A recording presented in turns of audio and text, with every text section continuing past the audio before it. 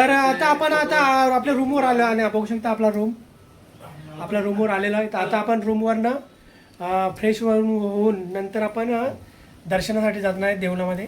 तर बघत राहा व्हिडिओ, आणि व्हिडिओ आवडला असता तर कमेंट करून नक्की सांगा. चला,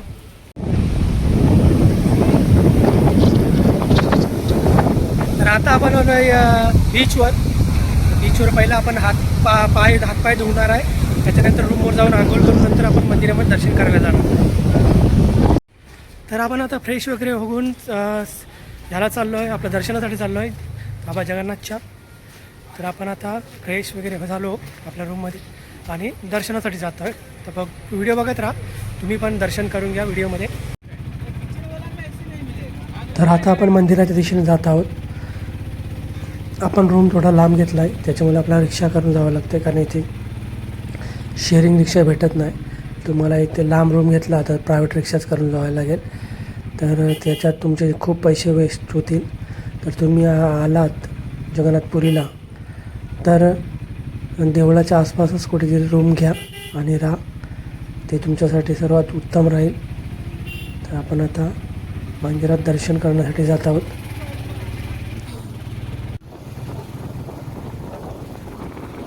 दुपारची वेळ आहे, दुपारचा 1 वाजलेला आहे आणि आपण मंदिराच्या दिशेने जात आहोत. बघूया आता यावेळी मंदिरात किती गर्दी आहे ती. आणि मंदिरावर गेल्यावर समजेल आपल्याला.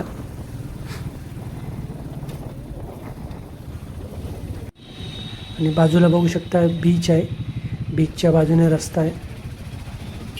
बीचच्या बाजूच्या रस्त्याने आपण मंदिरात जात आहोत. हा पूर्ण बीच आहे, मंदिराच्या मागेही बीच आहे. तुम्ही इथे येऊन एन्जॉय करू शकताय.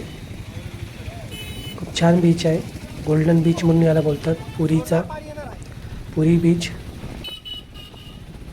गर्दी बघू शकताय बीचवर.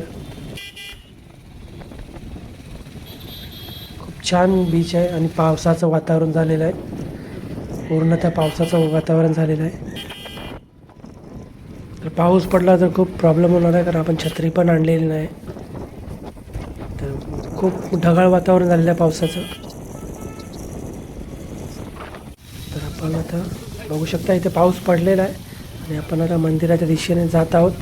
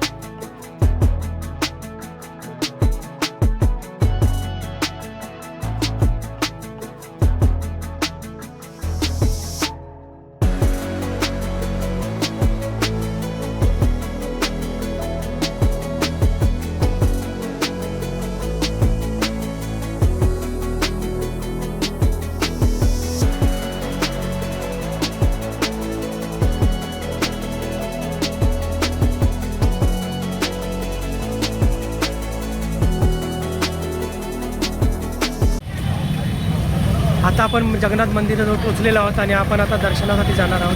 बघू शकताय समोर जगन्नाथ मंदिर. तर आपण आता मंदिरापाशी आलेलो आहोत आणि आता आपण दर्शनासाठी जात आहोत. आपण जगन्नाथ मंदिरामध्ये दर्शनासाठी आलेलो आहोत. तर बाबा जगन्नाथांचं मंदिर 4 धाममधलं एक. आणि तुम्ही इथे याल तर तुम्हाला आधी मोबाईल आणि तुमची चप्पल हे जमा करावे लागतील. इथे काउंटर आहेत, बघू शकताय. तेव्हाच तुम्ही आतमध्ये जाऊ शकता. आतमध्ये मोबाईल न्यायला परवानगी नाही आहे. तुम्ही आलात तर पहिला ते काम करा, नंतर दर्शनासाठी जा. आता या वेळेस गर्दी बिलकुल नाही, तर आता आपण पहिलं जाऊन दर्शन करून घेऊया. तर मित्रांनो, दर्शन आपलं झालेलं आहे आणि आपलं दर्शन अर्ध्या तासात झालं. गर्दी नव्हती जास्त, पण आता दर्शन करून आल्यानंतर बघितलं तर भरपूर गर्दी झाली. तर बघूया, आता आपलं दर्शन व्यवस्थित झालं जगन्नाथ बाबाचं.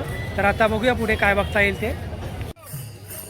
तर दर्शन करून आल्यानंतर बघितलं तर खूप गर्दी झाली. आपण गेलो तेव्हा गर्दी नव्हती, पण आपण दर्शन करून आल्यानंतर खूप गर्दी झाली. कारण 4 वाजता झेंडा रोहण होतं आहे.